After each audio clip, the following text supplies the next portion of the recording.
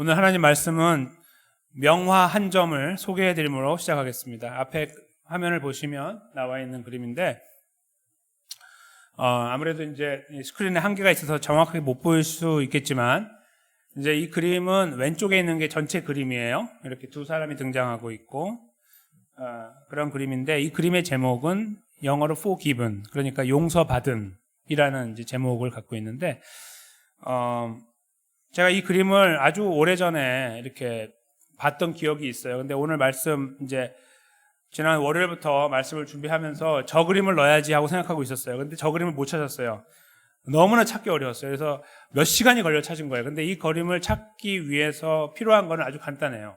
이름만 알면 됐는데 이름을 모르는 거예요. 그래서 뭐 두 사람이 서 있는 거, 뭐 못 박는 그림, 뭐 여러 가지 검색어를 몇 번을 한 2시간 넘게 걸렸어요. 근데 저 그림을 찾아내고 이제 저 그림의 뒷 배경을 다 이제 연구를 하고요. 그런 다음에 이제 가지고 나왔는데요. 이 그림을 그린 분은 토마스 블랙슈어라고 하는 분이에요. 토마스 블랙슈어라고 하는 분인데 이분은 아프리칸 아메리칸이에요. 그러니까 이제 이렇게 아프리카 계통인데 미국 사람인 그런 분인데요.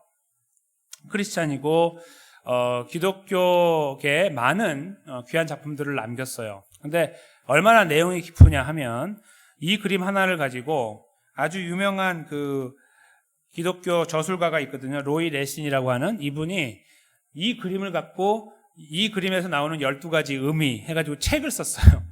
그 정도로 이 그림이 갖고 있는 의미가 크다. 이제 그렇게 저희가 알 수 있어요. 그걸 저희가 다 나눌 수는 없지만 가장 중요한 부분을 나누기 위해서 이제 제가 이걸 갖고 왔는데요. 먼저 오른쪽에 있는 거는 뭐냐면 저 그림을 제가 잘라가지고 이렇게 얼굴을 확대한 거예요. 얼굴을 좀 잘 보일 수 있도록 해드리려고. 왜 오른쪽에 있는 사람, 두 권을 쓴 사람은 뭐 저희가 만약에 기독교의 그림이라고 하면 당연히 예수님이죠. 저 잘 안 보이시잖아요. 여기 손에 못자국이 이렇게 나 있어요. 그래서 이제 예수님이 뒤에 계시는 건데 앞에 있는 사람 얼굴이 좀 어떻게 보이시는지 모르겠습니다. 즐거운 표정인지 모르겠어요. 얼굴을 잘 보시면 약간 이렇게 인상이 좀 찌푸려져 있는데 눈을 감고 있고 저 손하고 이런 데 그렇게 툭 쳐져 있는 거 보면 기진맥진해서 이제 실신한 상태쯤으로 저희가 이해가 돼요. 이제 뭔가 자력으로 일어나지 못하는 상황 거기에 이르게 있는데 이제 잘 안 보이시겠죠? 제가 이제 화면이 한개여가지고 묘사를 못했는데 오른쪽에는 망치가 들려 있어요. 오른쪽에 이만한 망치 하나 딱 있고 왼손에는 이만한 대못이 들려 있어요. 이렇게 이 그림을 갖고 이제 해석을 저희가 해보면 이제 이 작가의 해석은 이거예요. 저 남자는 우리 모든 그리스도인을 의미한다. 그래서 우리가 2000년 전에 예수님을 십자가에 못 박은 사람들이다. 그 책임은 그 특정한 누구에게 있는 것이 아니라 바로 우리에게 있고 우리 죄 때문에 돌아가셨기 때문이다라는 해설을 달았어요. 그 토마스 블랙슈어라고 하는 분이.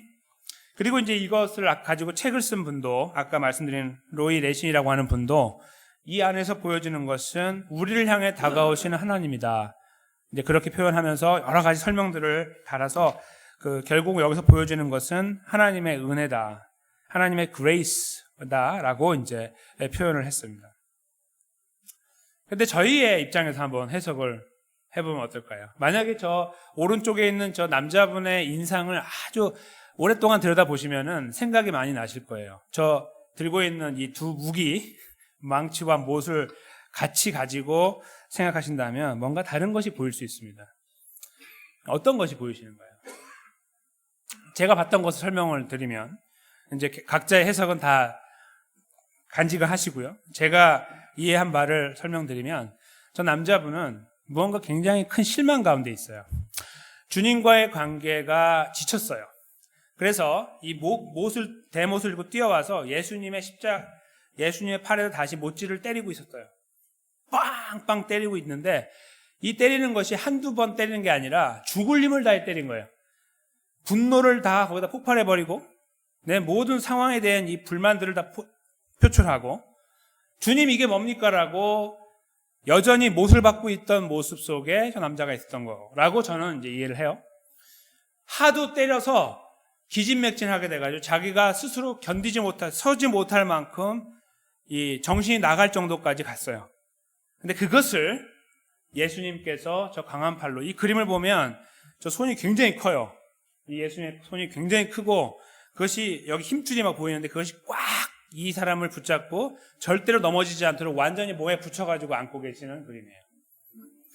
완전히 넘어지고 기진맥진하고 그냥 나 자빠졌는데 저 사람을 강하게 붙잡고 있는 팔, 바로 자기가 때린 그 손이 이 사람을 붙잡고 있는 그림이죠. 저는 그렇게 이 그림을 이해했습니다. 그러니까 여전히 못 박고 있는 자, 뭐 그런 표현을 많이 들어보셨겠지만 저희가 예수님을 다시 십자가에 못 박는 삶을 살아서는 안 된다라고 말씀하시지만 그거는 어불성설입니다. 맨날 받고 있거든요. 저희 맨날 받고 있어요. 맨날 바꿔요. 예수님을 맨날 십자가에 못 박는 거예요. 아니라고 생각하시면은 오산이에요. 예수님의 말씀대로 살지 못한 조금이라도 순종함에 모자라면 성경은 다 죄라고 정의하기 때문에 그래요. 그러니까 저희가 조금이라도 주님 마음에 합하지 않은 모습으로 생각하고 행동하고 있다면 맨날 못 박는 거하고 똑같은 거예요. 그러니까 그거 살면 불가능해요. 다시는 못 박지 맙시다. 너 천만의 말씀 맨날 박아요. 저 사람이 바로 그걸 보여주는 거예요. 내가 맨날 받고 있는데 어느 중요한 일에서 내가 전심으로 예수님을 때려 박았어요. 너무 힘들고 짜증이 나고 화가 치밀어 오르고 분노가 여기까지 나와서 내가 이것을 예수님께 쏟아붓지 않으면 안 되겠다. 예수님 이게 뭡니까? 라고 때려 박았어요. 그런데 하도 때려 박았는데 내 전 힘을 다해 때려 박고 내가 죽은 사람처럼 쓰러졌는데 그 자리에 오신 분이 예수님이에요. 그리고 그를 끝까지 붙잡고 일으켜주고 계시는 거예요. 저는 저 그림이 바로 그 부분을 아주 강하게 잘 묘사하고 있다고 해석해요. 그림이 나오면 그 그림은 바라보는 사람이 해석하는 거에 따라서 움직이게 돼 있어요. 그것이 원래 해석학의 정의입니다. 그래서 저는 그렇게 해석했다고 말씀드리는 거고요. 저는 이런 해석이 오늘 본문을 그대로 담아내고 있다고 생각합니다. 도대체 오늘 본문에서 무슨 그렇게 억울한 일이 있었기 때문에 이 그림 같은 그림이 이 오늘 본문에 드러나고 있을까요? 한번 저희가 그걸 찾아보려고 합니다. 저 강한 팔을, 저 이미지를 이 가슴 속에 잘 담아 놓으시고 오늘 말씀 속으로 한번 들어가 보겠습니다. 오늘 저희가 이 나눈 본문은 짧은 본문이고 아주 간단한 내용이 적혀 있습니다. 그 룻기의 앞부분을 저희가 잠깐 기억해낸다면 나옴이라는 분이 그 남편이었던 엘리멜렉과 두 아들을 데리고 흉년이 있어서 본인 살던 고장을 떠나서 모압이라는 곳으로 갔죠. 그것이 이제 저희가 나누었던 본문 두 번째 앞에 본문의 내용이었습니다. 그렇게 떠나간 그들이 그곳에서 승승장구할 줄 알았는데 그렇지 못하고 남편이 먼저 하나님의 데려감을 받고 두 번째는 두 아들이 결혼 이후에 데려감을 받았습니다. 네, 너무 처량하죠. 너무너무 마음이 아파요. 그리고 저희가 성경의 데이터에서는 발견할 수 없으나 오늘 본문을 보면 알 수 있는 한 가지가 뭐냐면 이 사람이 그래도 괜찮게 살았던 사람일 가능성이 많다 이거예요. 그러니까 흉년이 들었는데 정말 먹을 것이 없으니까 거기에 살기 위해서 건너간 것이라기보다는 흉년을 빌미 삼아서 갔을 수도 있고 아니면 흉년이 그냥 싫어서 갔을 수도 있어요. 여러 가지 모양으로. 그런데 그들이 갈 때에 돈을 두둑히 싸가지고 갔다라는 것을 알게 되는 것이죠. 그래서 오늘 나오미가 했던 말 속에 담겨 있는 것을 알게 되는데 나오미가 21절에 보면 내가 풍족하게 나갔더니 라고 쓰고 있기 때문에 그랬죠. 내가 풍족하게 나갔다. 갈 때는 영어로 표현하면 full로 나갔다는 거예요. 꽉 차갖고 나갔는데 들어올 때는 표현이 참 재밌어요. full로 나갔는데 뭐가 됐어요? empty가 됐다. 기름을 꽉 채워 달렸는데 나중에 돌아올 때는 기름이 다 떨어진 거와 같은 거예요. 나갈 때 갖고 갔던 거 다 소진하고 돌아왔다는 거. 그래서 21절 내가 풍족하게 나갔더니 다음에 나오는 게 여호와가 나로 비어서 돌아오게 하셨다는 표현 때문에 그래요. 동시에 저희가 이제 앞으로 좀 읽어 나가다 보면 이 사람의 가문을 저희가 이제 확인하게 될 텐데 이 사람의 가문이 보통 가문이 아니에요. 그 엘리멜렉이 자기 남편 그런 걸 놓고 볼 때 당시 상황적으로 보면 이 사람이 돈을 안 갖고 있을 수가 없는 거예요. 뭐 요즘에는 그럴 수가 있겠죠. 서로 미워하고 뭐 그래가지고 돈을 안 주거나 그래갖고 뭐 형제간에도 뭐 그럴 수가 있잖아요. 그런 것들이 뭐 예나 지금에 발생하긴 했지만 보편적인 상황에서는 그렇지 못해요. 다 똑같이 갖고 있어요, 많이. 그러한 대단한 집안의 사람이었다는 걸 전제로 보면 풀 해가지고 나갔을 때는 돈도 많았고 넉넉하게 나갔다고 볼 수 있어요. 그러니까 배가 고파서 나갔다고 보기가 어렵다고 한다면 그들의 걸어간 걸음, 그리로 건너간 것이 의심스러워요. 의심스러워요. 그러니까 그들이 정말 가난해가지고 거기로 가서 그래도 떨어진 음식이라도 주워 먹으려고 갔다면 불쌍하잖아요. 근데 이들은 그 불쌍한 냄새가 하나도 나지 않아요. 어쩌면 자기를 위해서, 야망을 위해서, 꿈을 위해서 갔을 가능성이 있다. 이제 저희는 그렇게 생각할 수 있고요. 그렇게 건너간 그들이, 특별히 이제 나오미 입장에서 보면, 든든한 남편 있겠다. 가문 좋은, 돈 많겠다. 거기다 누가 있어요? 아들 둘이나 있겠다. 빵빵하죠. 그렇게 건너갔는데, 거기서 하나님의 철퇴를 얻어맞아서 셋을 다 잃어버리고, 돈까지 다 날려버리고 오게 된 거예요. 그 그림이 이제 오늘 본문의 그림입니다. 나오미를 조금 이해하시겠죠? 어떤 심정이었을까? 그가 돌아왔더니 이 19절에 보면 온 성읍이 그들을 인하여 떠들었다. 난리가 났다. 이거 웅성웅성했다는 거예요. 여기 이제 한국어 성경에는 이르기를 이가 나오미냐라고 하는데 이게요 원래는요 여자들만 말한 거예요. 원래 히브리어를 보면 참 재밌죠. 여자 두 분이 들어오잖아요. 저쪽에서 저기 마을 어귀에서 들어오고 있어요. 근데 사람들이 이렇게 보고 있다가 이 나오미 아니야? 이렇게 한 다음에 남자들은 쏙 빠지고 여자들이 모여가지고 이야기를 하는 거예요. 가십을 하는 거죠.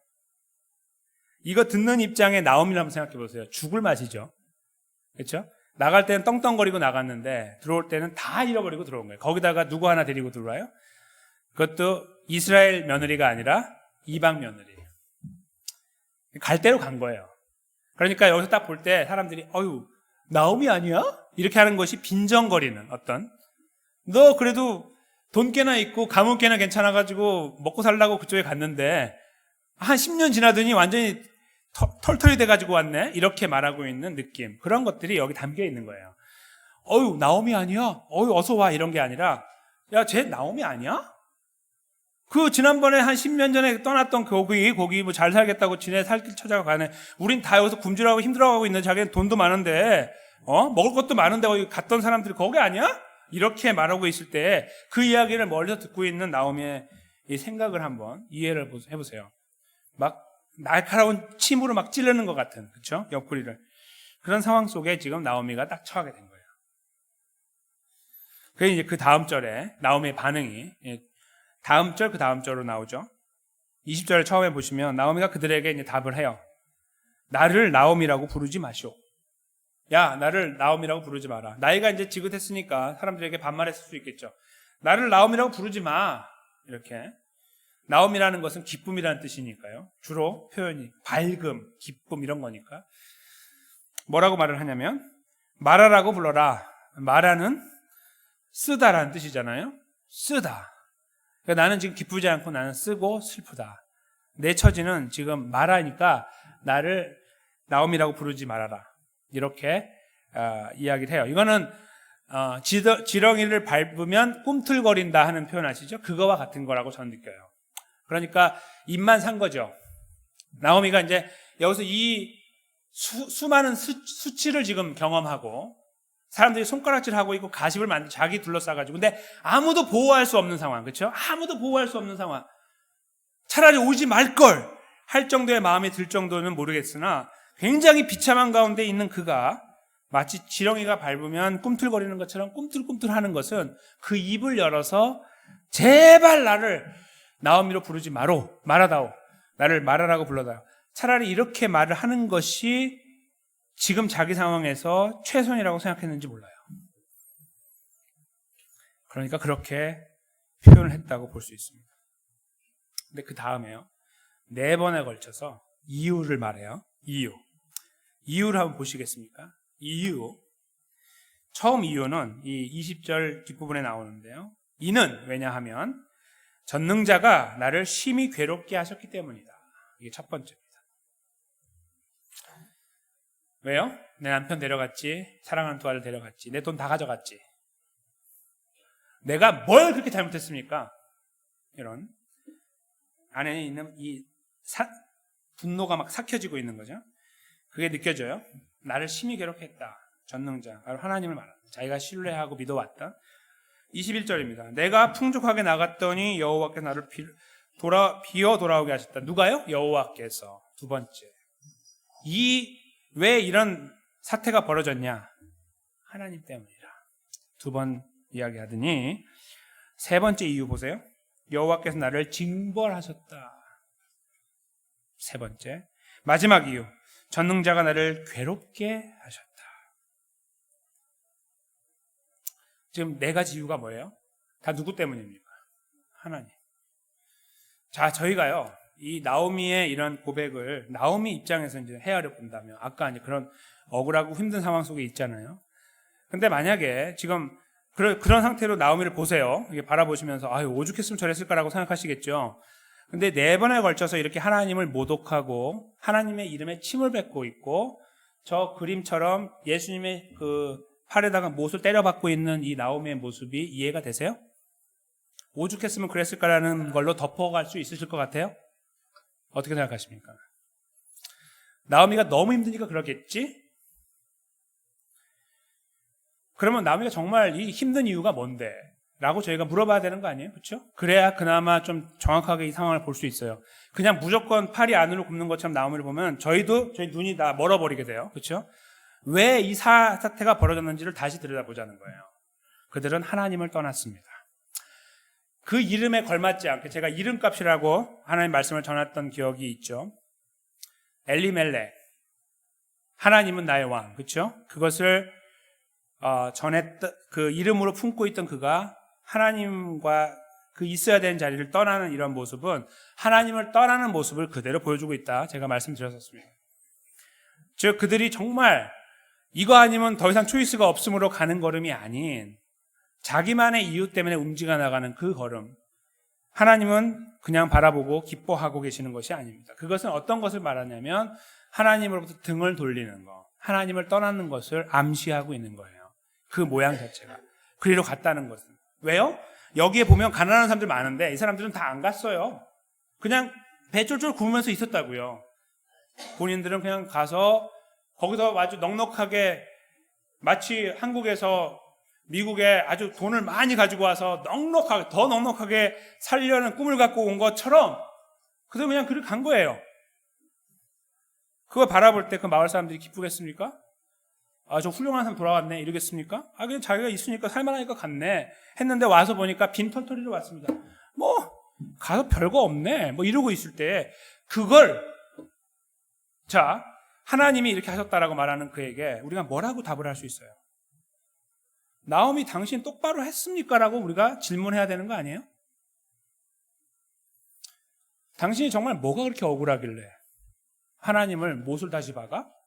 라고 우리가 그렇게 질문을 끄집어내야 되는 거 아니냐 이거예요. 나오미는요, 그것이 다가 아니에요. 두 번째로 보면 바로 앞에서 긴 대화가 나왔잖아요. 며느리 둘과 대화했던 거 기억하시죠? 3번 대화했던 거, 그 앞에 설교에서. 그때 나오미의 머릿속에 뭐가 있었습니까? 이 상황이 어려워진 거에 대한 하나님을 향한 뉘우침과 간구가 있었어요? 한마디도 없어요. 냄새도 나지 않아요. 뭐가 있습니까? 남편이 있어야 돼, 남편. 눈이 이만해져가지고, 야야, 너희 다 돌아가라. 남편 없으면 너네 다 시체야. 나 봐. 이러면서 너네 조금이라도 젊을 때 돌아가서 너네 삶 찾아. 이렇게 하는 거. 머릿속에 그것만 있어요. 뭐예요? 세상으로 볼 때 가장 지혜로운 거. 안정적으로 사는 거, 잘 사는 거. 누구나 모든 사람이 갖고 있는 여인들이라면 다 가지고 있는 그 생각이 머릿속에 딱 박혀 있어요. 하나님은 안중에 없어요. 무슨 하나님이에요? 그런데 무슨 자격으로 나오미가 여기서 이렇게 하나님의 이름을 거들먹거리고 있어요? 그것도 한 번이 아니라 4번이나. 굉장히 불쾌합니다. 저는. 너무너무 불쾌해요. 자기가 진짜 하나님의 백성답게 살려고 발버둥 쳤는데 안 갔어 거기도. 다 갔는데 예를 들어서 본만 남았어. 근데 막 모든 게 꼬이기 시작해서 이렇게 돼가지고 망가져가지고 여기까지 왔다? 하나님 이건 아니지 않습니까? 라고 말할 때 그래 이해가 된다라고 할 수 있겠죠. 근데 이 사람은 아니에요. 나오미 아니에요. 절대로 아니에요. 하나도 없어요. 선한 모습이. 완전 이기적인 거에다가 세상의 아이들을 꽉 차 있어요. 그러니까 다른 말로 이거예요. 하나님, 내가 기도했던 거 왜 하나도 안 해줘요? 나 잘 살고 풍성하고 살고 안정되게 살고 행복하게 살고 싶다고 했는데 결국 내가 이렇게 완전히 바닥까지 치고 있는 거 다 당신 때문입니다 라고 말하고 있는 거예요. 다른 말로 바꾸면 그거 몇 번이나? 4번이나. 몹쓸 사람이에요. 나오미의 마음을 헤아릴 수는 있으나 이 객관적인 사실을 이렇게 붙여갖고 이해하면 나오미는 여기에서 엉터리 일을 하고 있는 거예요. 조금 세게 말씀드리면 엉터리 짓거리를 하고 있는 거예요. 하나님 앞에서. 이게 무슨 대단한 기도처럼 보이세요? 아니에요. 전혀 기도가 아니에요. 그 사람들 향해서 본인이 끄집어낼 수 있는 유일한 대답이에요. 뭐예요? 나 왜 이렇게 되는 줄 알아? 하나님 때문이야. 나 왜 이렇게 되는 줄 알아? 하나님 때문이야. 나 왜 이렇게 되는 줄 알아? 하나님 때문이야. 4번 하는 거예요. 내가 왜 이렇게 되는 줄 알아? 저 하나님 때문이야. 이렇게 말하고 있는 거예요. 사람들 앞에서. 그것이 마치 자기가 정당한 것처럼 그렇게 말하면 사람들이 조금 어여삐 여겨줄까봐? 아니면 그러면 최소한의 내 자존심을 설까 싶어서? 뭐 그런 정도겠죠. 그렇죠? 눈앞에 보이는 사람들의 그 질타가 너무 싫은데 그걸 막아낼 수 있는 아무 근거가 없어요. 호주머니에서 돈을 좀 꺼내갖고 보여주면서 내가 그래 돈이 이렇게 있어 보여주면 되잖아요. 예를 들어서 내가 지금 남편과 이 자녀 아들 둘이 없지만 그리고 지금 이방 며느리를 데리고 지금 여기 왔지만 그래도 내가 지금 가지고 있는 거 이렇게 많아 몇 배가 됐어 라고 말한다면 굳이 하나님을 이렇게 말할 필요가 없죠. 그것만 꺼내도 사람들이 우와 그러니까요. 그렇죠? 우와 이렇게 될 거 아니에요. 그 사람들이. 근데 그 우와 할 수 있는 게 없어요. 무슨 말은 해야겠고 자기에게 처량한 처지가 거기에다 하나님을 때려박는 거예요. 그게 바로 오늘 본문의 메인이에요. 나오미의 너무나 잘못된 모습. 그것이 저희들에게 보여주고 있습니다. 그래서 저희가 이 사실을 이해하고 두 가지를 함께 접목해서 본다면 저희는 나오미 편에 설 수가 없어요. 저를 포함해서 여기 계신 모든 분들이 그래도 나오미가요 라고 말할 수가 없어요. 왜 나오미는 이렇게 우리가 말해야 되는 거예요. 자기가 걸어왔던 걸음에 대한 깊은 생각. 왜 이렇게 어렵지? 그것이 무슨 죄의 결과? 저는 이런 것들을 지금 말씀드리는 게 아니에요. 상황이 어려워졌을 때에 바라봐야 되는 대상이 하나님이고 정말 자기가 그렇게 하나님이 자기를 그렇게 망가뜨렸다고 한다면 자기 삶에서 그렇게 해와야죠. 그렇게 하는 거 하나도 없는데 결국은 여기서 이렇게 힘들어진 상황에서 사람들 앞에서 끄집어낼 수 있는 마지막 카드가 하나님인데 하나님 앞에 몽창 다 뒤집어 씌워야만 내 이름이 그나마 지켜진다고 생각했는지 그렇게 서 있는 이 모습이 얼마나 몹쓸 짓입니까? 저는 이 모양에서 아까 그 그림의 그 남자분을 보는 거예요. 때려박고 있는 죽을 힘을 다하게 때리는 거예요. 자기 온 힘을 다해서 이 분노를 쏟아붓는 거예요. 주님, 이 거짓말장이 빵빵 때리는 거예요. 살아계시면, 살아있다면 당신이 나에게 이렇게 할 수 있어? 빵빵 때리는 거죠.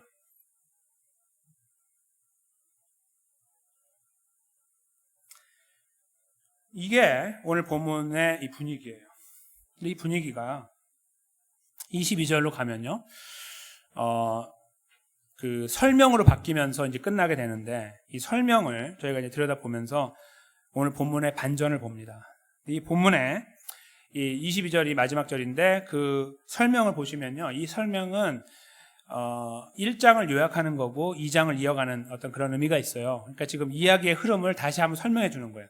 지금 나오미가 어떻게 됐냐면 여러분들 이렇게 되는 거예요. 뭐냐면 모압 지방에서 그 자부 모압 여인 룻과 함께 돌아왔는데 라고 하는 거예요. 그러니까 처음에 갈 때는 그냥 괜찮게 갔는데 좋은 계획을 가지고 돌아올 때 다 빈털터리가 돼서 왔고 거기다가 애꿎은 이방 며느리 룻을 데리고 왔어요. 아주 어려운 가운데 처했어요. 라는 것이 이 22절의 그 어조예요. 뉘앙스. 근데 그 뒷부분을 보세요. 이제 이 뒷부분이 우리의 생각을 새롭게 해줍니다. 그들이 보리 추수 시작할 때에 베들레헴에 이르렀더라 이것입니다. 이것은 조금 더 원래 표현대로 원래 원어대로 설명한다면 그들이 베들레헴에 이르렀을 때에는 보리 추수 시작할 때였다. 그게 더 정확한 표현이에요. 그러니까 그들이 이제 도착을 했잖아요. 마침 도착했는데 그때가 어느 때냐면 보리 추수를 시작할 때였다. 그 말이에요. 이 보리 추수가 이 모든 상황을 바꿔버립니다. 아직은 이 나오미는 감지하지 못해요. 룻은 아무것도 모르고.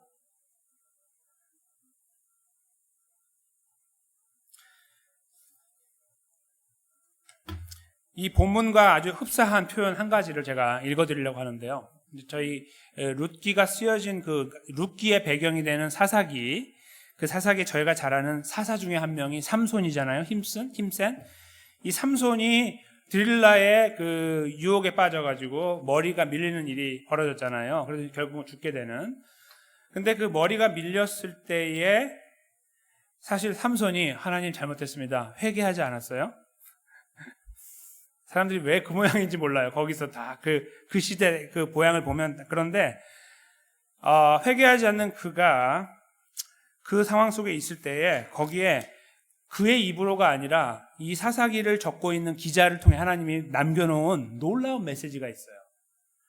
제가 읽어드리겠습니다. 여기 적지 않았는데 그게 바로 사사기 16장 20절부터 22절에 나오는데 제가 22절만 읽어드릴게요. 그의 머리털이 밀리운 후에 다 밀린 다음에 이렇게 써 있어요. 다시 자라기 시작하니라. 아니, 당연히 자라나는 거지 뭐 그게 대단한 겁니까? 라고 생각하시는 분은 성경에 읽어나가는 법을 잘 모르시는 거예요. 성경을 문학적으로 잘 읽어야 되는데 이건 얼마나 파워풀한 반전이고 복선인지 모르는 거예요. 문학 장치예요. 저희가 이렇게 소설 읽다 보면 뭐 어떤 장치 같은 게 있잖아요. 뭐 된 것 같은 거, 복선. 그게 바로 이거예요. 그러니까 그 분위기 안에서 이게 굉장히 중요하게 쓰여져요. 머리가 자라나서 어떻게 돼요? 삼손이 다시 힘을 얻고 원수를 갚죠. 삼손이 착해서 괜찮은 사람이고 죄를 당시에 깨달았기 때문에 머리가 자란 게 아니에요. 그냥 똑같아요. 나오미 오늘 본문이 이 본문과 아주 많이 이렇게 닿아 있어요. 이 표현 자체가 아무것도 인간에겐 건질 게 없는 거예요. 나오미는요 곁길로 가기 시작한 너무 많이 갔어요. 그렇죠? 돌이킬 수 있는 가닥 자체가 없어요. 여기서 뭘 돌이켜요? 이렇게 자기가 다 하나님 실컷 4번이나 걸쳐 저주를 퍼붓다시피 해가지고 하나님을 원망했는데 그의 손에 못질을 몇 번이나 때려 박았는데 그렇죠? 중요한 하나님의 계기가 없으면 결코 돌이킬 수 없는 상황이에요. 그런데 본문에 이 흐름 속에서 저희들의 생각을 잠깐 멈추게 만드는 표현이 바로 오늘 22절 마지막 부분에 나오는 거예요. 그들이 베들레헴에 도착했을 때는 바로 보리 추수가 시작될 때였다. 이거죠. 보리 추수가 당연히 그때 되는 거라고요? 천만의 말씀이죠. 왜 하필 이 타이밍에 거기 왔냐고요? 왜 하필 이 타이밍에 나오미가 여기 왔냐고요? 나오미 머릿속에 계산을 했기 때문에? 아니요. 그냥 온 거예요. 그런데 역사를 주관하신 하나님, 이 나오미의 인생을 불쌍히 여기시는 하나님이 그의 인생을 인도하시는 거예요. 마침 그 타이밍이 보리 추수한 타이밍이 온 거예요. 이때 와야 돼요. 그래야 하나님이 그걸 통해서 역사하시니까. 그래서 그를 그 타이밍에 맞춰서 알려주시고 그 안에서 삶을 정리하게 하시고 이쪽으로 보내신 거예요. 이 기가 막힌 타이밍 하나님이 하시는 거예요. 이게 어떤 그림이냐면요. 저 아까 첫 번째 그림에서 막 못을 때려박다가 지쳐갖고 이제 모르겠다고 탁 힘이 빠져있는 그 사람을 붙잡는 손이에요. 이 붙잡는 손은요. 예수님이 그 사람 보고 너 이제 내가 널 이렇게 사랑하니까 나를 좀 이해해 주겠니? 뭐 이런 거 요구하시는 게 아니에요. 이 사람이 미쳐가지고 맨날 때려도 상관없어요. 예수님은 계속 그를 붙잡아 주는 거예요. 혹시 그 어린 아이들이 잘 모를 때, 작은 어린 아이들이 어떤 기분 나쁜 일이 있는데 그것이 꼭 중요한 일이어가지고 부모나 어른들이 이렇게 지도를 했을 때 그걸 듣고서 아유 막 하면서 이렇게 막 그 화를 내거나 이렇게 막 할 때 있잖아요. 그런 거 경험하신 적 있으시죠? 그때에 부모나 그 사랑하는 어른이 어떻게 반응하죠? 안아주잖아요. 아니 이것이 버릇없이 한 대 팍 때려갖고 저기 나가 떨어지게 만들어요? 그런 무자비한 사람도 있겠죠. 그러나 보편적인 사람은 그걸 안아줘요. 왜요? 얘가 아직 이해를 못하거든. 이게 뭔지를 몰라 얘는. 한참 자라서 나중에 이 상황을 나중에 자기가 겪으면 알겠죠? 그거를 예상해서가 아니라 너무 사랑하니까 안아줘요. 저 그림이 바로 그 예수님의 그 사랑의 손길을 말하는 거예요. 맨날 때리고 있는데 예수님이 너 때렸으니까 두고 보자 이런 게 아니라 그 때리고 있는 손을 붙잡고 그를 안아주고 있는 거예요. 상관없어요. 그가 어떤 인간이건 관계없습니다. 한번 구원하기로 결정한 인간, 하나님은 예수님은 그를 끝까지 데려가는 거예요. 그게 바로 저 그림의 파워입니다. 오늘 본문에서 나오미는 하나님을 향해서 조금이라도 변화될 만한 건덕지도 없고 그런 모든 가능성들이 다 바닥에 난 상태예요. 이대로 가면 이 이야기는 어떻게 끝나냐면 그는 거기서 빌어먹고 살다가 끝나는 거예요. 그냥 빌어먹고 살다가 끝나는 걸로 이 룻기는 끝나요. 이건 룻기가 되면 안 되고 나오미 기가 돼야 되는 거예요. 그냥 성경은. 그렇죠? 아 이렇게 불행하게 살다 죽었네. 끝! 이렇게 되는 거죠. 근데 이 이야기의 흐름을 하나님이 바꿔놓으려고 하는 이 반전의 포인트가 여기 있는 거예요. 그게 뭐예요? 보리추수. 하필이면 이때. 그래서 여기에 저희가 만약에 부사를 하나 넣은다면 하필이면이라는 표현이 들어가면 딱 맞아요. 그들이 거기에 도착했는데 그냥 도착했는데 하필이면 그때가 보리추수 시작할 때다 이거예요. 그게 진짜 의미예요. 거기에서 저희는 잔잔히 흐르고 있는 하나님의 구원의 역사, 회복의 역사를 봐요. 이걸 저는 오늘 본문의 제목에 담아서 회복의 서광이라고 제가 제목을 잡았어요. 서광이라는 것은 태양이 떠오르기 전에 아주 쪽빛 잠깐 빗나가는 그런 걸 말하는데 이것은 밤이 가장 깊어야 볼 수 있어요. 밤을 새보지 못한 사람은 한 번도 보지 못해요. 밤을 완전 꼴딱 새면서 특별히 한국의 군대 불침봉 같은 거 설 때 마침 그 시간에 걸렸을 때 그때 보는 거예요. 그 사람만 봐요. 그거 본 사람만 알아요. 그게 어떤 건지. 저 죽을 것 같이 힘든 그때 딱 뜨거든요. 서광. 오늘 여기에 등장하는 나오미는 바로 그 죽을 맛이라고 그냥 평생을 달고 살아도 괜찮은 그냥 그런 존재예요. 하나님 앞에는 어떤 것도 선하지 않은 그냥 내 팽개 쳐도 뭐라고 할 수 없는 그냥 그런 사람. 아무런 자격 없는 사람. 그걸로 비춰진 상황 속에 하나님이 이쪽에 이상한 역사를 이렇게 움직이고 있는 거예요. 추수. 삼손이 하나님 제가 앞으로 잘하겠습니다. 뭐 이런 방구 하지 않았을 때 머리를 자라게 하고 계셔. 이런 반전의 역사들이 언제 완성이 됐습니까? 2000년 전에 예수님 십자가와 부활을 통해서. 그때요.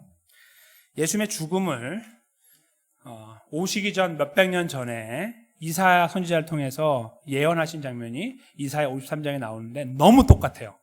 정말 죽음처럼 똑같아요. 세상에 이런 책은 없어요. 너무 똑같아요. 예수님이 걸어가신 걸. 그게 이사야 53장에 등장하는 예수님의 걸음이에요. 그 고난을 아주 잘 묘사했죠. 근데 그 중에 이런 고백이 나와요.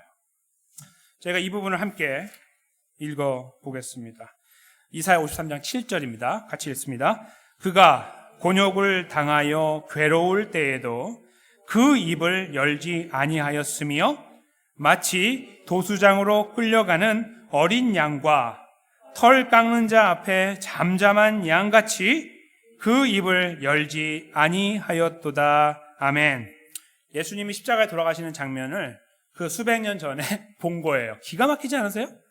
똑같아요. 이렇게 돌아가셨거든요. 그런데 이 걸음을 잘 보세요. 여기 이제 두 가지가 묘사가 되는데 한 가지는 도수장으로 끌려가는 어린 양, 털 깎는 자 앞에 잠잠한 양. 예수님이 죽으러 올라가셨잖아요. 끌려가는 거죠. 십자가에 올라가셨죠. 거기 돌아가실 때 나는 억울하다 뭐 이런 이야기 하셨습니까? 완전히 입 닫고 돌아가셨어요. 그냥 조용하게 마치 잠잠한 양같이 돌아가셨어요. 그 입을 열지 아니하였다. 그 모습 그대로 예수님이 십자가에 돌아가셨죠. 그 예수님 돌아가시는, 제가 거기를 해골이라는 이름으로 알려드렸잖아요. 그렇죠? 해골 결의를 기억하시죠? 네, 해골. 그 해골이라는 곳에서 예수님이 돌아가실 때 그 해골의 분위기를 한번 보세요. 난리가 났어요. 예수님 죽이려고 하는 사람은 죽이려고 혈안에 달려 난리가 났고, 그렇죠? 예수님 조금 그래도 예수님 편에 서려고 하는 사람들은 불쌍해서 난리가 났고, 가장 가까웠던 제자들은 도망가서 난리가 났고요. 마음속에 뭐가 있습니까? 예수님의 제자들. 이렇게 죽는 건 아니죠, 하나님. 이건 아니죠. 내가 3년 동안 내 삶을 다 바쳤는데 라고 하는 그 억울함. 마치 나오미처럼 이게 뭡니까 하나님? 하고 있는 그런 상황이에요. 다시 말씀드리면 그 분위기는요, 완전 뒤죽박죽이에요. 완전히 다 망가졌어요. 아무도 제정신이 없어요. 다 미쳐버렸어요. 그 상황 속에 예수님 돌아가셨거든요. 근데 그때 예수님께서 이 그림대로 돌아가셨거든요. 이걸 한번 그려보세요. 이쪽에 난리가 났어요. 그냥 막 데시벨이 1100, 1000만 올라가요. 너무 시끄러워요. 막 하고 있는데 여기에서 예수님 혼자 조용하게 십자가를 지고 돌아가시는 거예요. 이 그림이 보이세요? 이 그림을 보셔야 됩니다. 이 말씀이 바로 그걸 보여주는 거예요. 개 난리가 났어요. 진짜 죄송합니다. 완전히 이건 난리가 난 거예요. 아무것도 선한 게 없어요. 뭐 서로 죽이고 난리가 난 거예요. 막 그런 상황 속에 예수님이 다시 돌아가시는데, 잘 보니 예수님 홀로 여기서 조용히 하고 계십니다. 묵묵히 이 걸음을 걸어가야 돼요. 그래서 예수님이 그냥 가시는 거예요. 이것이 바로 오늘 본문에 드러나고 있는 보리 추수와 같은 그림이에요. 사방에서 난리가 났는데 하나님은 절대로 꼼짝하지 않아요. 야, 무슨 난리가 났냐? 나중에 할게, 나중에. 그런 게 아니에요. 아니, 너희 자격이 없으니까 너희 나중에 와. 좀 깨끗하게 닦고 와. 이런 거 없어요. 다 거기서 난리가 나고 뒤죽박죽되고 막 엉망이고, 야, 네가 그렇게 사는 게 맞냐? 라고 말하고 계셔도 끄떡없이 그 길을 가고 있는 그 패역한 사람들이 여기에 있는데, 하나님은 하나님의 구원의 역사를 여기서 묵묵하게 이루어가는 거예요. 이게 하나님의 놀라운 역사입니다. 사람이 잘하고 못하고에 따라서 하나님 업앤다운이 돼가지고 거기에 따라서 움직이는 게 하나님이라고 생각해 보세요. 여러분의 구원은 소망 없습니다. 제 것도 마찬가지고. 아무것도 믿을 게 없습니다. 끝난 거예요, 우린 다. 아무것도 개런티 못해요. 하나님은 그렇게 안 하시는 거예요. 하나님의 계획을 조용하게 진행해요. 그냥 보리 추수가 된 거예요. 그냥 이때 여기 부른 거예요. 이렇게 딱 맞추신 거예요. 그리고 이제 그를 회복하는 거예요. 삼손? 네. 머리 자라게 하신 거예요. 하나님의 능력이. 그를 통해서 마지막 역사를 이루기 위해서. 삼손이 잘난 게 하나도 없고, 나음이 똑같고, 그 주변의 제자들 다 도망갔고, 다 똑같은 상황. 하나님의 역사는 유유히 흘러가고 있는 거예요. 그 역사가 오늘 21세기까지 저희들에게 온 거예요. 그래서 저희는 그 예수님을 믿는 믿음을 하나님으로부터 선물로 받아 이 엄청난 이야기를 바라볼 수 있는 시각이 열렸습니다. 그리고 우리는 감격의 눈물을 흘리며 예수님을 나의 주 나의 하나님으로 영접했습니다. 우리 한참 아이 후배들이 이제 2주 후에 고백하게 될 바로 그 고백입니다.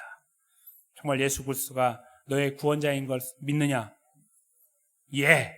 라고 하는 고백. 그렇죠? 우리는 그 시간들을 지나오며 이 구원의 감격 가운데 살아왔습니다. 그런데 삶은 우리를 흔들어버리고 가만두지 않습니다. 삶을 핑계하고 탓하지 마십시오. 그건 나오미하고 똑같은 겁니다. 삶이 아니라 우리가 약한 거예요. 우리가 연약한 거예요. 우리가 부족한 거예요. 감당하지 못하는 거예요. 그런데 이 본문에서 남겨진 중요한 단서, 희망의 단서가 뭡니까? 그 연약한 나오미, 하나님께 한 대 얻어맞아도 아무 소리 하지 못할 나오미를 하나님께서 그를 위해서 보리추수가 시작하게 한 거예요. 이 역사를 저희가 믿음의 눈으로 바라봤으면 좋겠습니다. 이것이 바로 저와 여러분의 삶 속에 여전히 이루어지고 있어요. 저 그림이 그러므로 바로 우리의 모양이라는 거예요. 우리의 자화상이라는 것입니다. 우리는 계속 때려박고 있는데 주님은 우리를 끝까지 안고 계시는 겁니다. 우리가 분주하고 정신없고 걱정 속에 무너지고 주저앉고 갈팡질팡하고 불안하고 두려워하고 하나님의 이름을 신경질적으로 부르고 스스로 하나님과 우리를 떼어놓으려고 하고 하나님을 자신에게만 무심하고 무자비하고 은혜롭지 못한 분으로 우리가 그렇게 하나님을 부르고 그래서 더 괴롭다고 하고 낙담한 가운데 살아가고 온 세상이 난리라고 말하고 왜 내 인생은 이렇게 됐냐고 그렇게 말하고 있을 때 하나님께서 훅 덤벼드셔가지고 그래? 내가 뭐 도와줄까? 이렇게 왔다 갔다 하는 존재가 아니라 묵묵히 우리를 위해 품으신 놀라운 계획을 가지고 우리의 걸음을 찬찬히 인도하시며 절대로 조금의 오차도 허용하지 않는 하나님의 정밀하심이 우리 걸음을 한 걸음 한 걸음 끝까지 인도해 나가고 계신다는 이 놀라운 사실을 저희가 이 본문 속에서 분명하게 이해하고 이것이 우리에게 은혜로 다가오는 것을 저희가 확신하고 그 은혜 앞에 우리의 삶을 힘있게 의탁해야 되지 않겠습니까? 하나님을 향해 못질을 하고 있는 우리들의 손 그리고 우리들의 화에 우리가 스스로 지쳐가지고 막 때려박다가 그냥 내가 혼자 지쳐가지고 나가 떨어져 있을 때에도 그거 봐라 내가 너 뭐라고 그랬냐 너 그럴 줄 알았다라고 하지 않으시고 그러한 우리를 품으시고 불쌍히 여기시고 이 어려운 시간 속에 얼마나 힘드니 차라리 그렇게 말씀하시며 우리의 걸음을 인도해 나가려고 여전히 우리와 함께하고 계시는 우리의 아버지 하나님을 이 말씀의 끝자락에서 다시 한번 바라봤으면 좋겠습니다. 삶이 우리를 힘들게 하십니까? 너무 괴롭습니까? 왜 연달아 이런 일이 벌어지고 있습니까?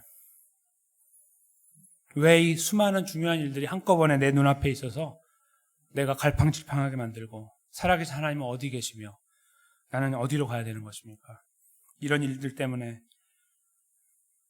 우리 목이 조여오고 짓눌러져서 땅에 처박힌 그런 모습으로 살고 있다고 스스로를 생각하고 계시지 않습니까? 오늘 본문의 말씀은 우리들에게 이렇게 말씀하십니다. 그렇지 않다. 그렇지 않다라고 말씀하십니다. 내가 계획한 이 구원의 역사를 너를 위해 이룬 그 역사는 거기서 끝난 것이 아니라 너가 영원한 본향 천국에 들어설 때까지 너와 함께 할 것이며 그 걸음을 인도할 것이며 너가 지금은 이해하지 못하고 헤아리지 못하는 그 순간이라 할지라도 내가 반드시 너의 걸음에 개입할 것이고 개입하고 있고 인도해 나갈 것이다라는 하나님의 강렬한 메시지를 저희 모두가 귀담아 듣는 은혜가 있기를 원하고 그래서 거기에서 저희가 우리의 삶의 무게를 주님께 의탁하고 맡겨드릴 수 있는 다시 한번 그 힘을 얻었으면 좋겠고 그리고 실제로 그 걸음의 자리에 저희 모두가 함께 아름답게 세워지는 은혜를 누리게 되시기를 주님의 이름으로 간절히 축원합니다.